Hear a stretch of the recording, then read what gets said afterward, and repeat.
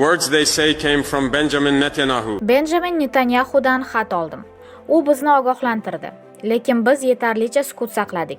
Bundan keyin hech kim bizni qo'rqita olmaydi va nazorat qila olmaydi. Bu faqat Netanyahuga tegishli emas. Biz sizga qaram emasmiz. Biz o'z erkimiz uchun kurashamiz. Bu Burkina Fasoning hozirgi prezidenti Ibrahim Traore. U 2022-yilda harbiy to'ntarilish orqali hokimiyatni egallagan. Uzoq yillar davomida Burkina Faso terrorchilarga to'lgan. Oltin konlari Fransiya va G'arb mamlakatlari tomonidan talon-taroj qilinayotgan edi. Hozir esa oltin konlar butunlay davlat nazoratiga o'tdi.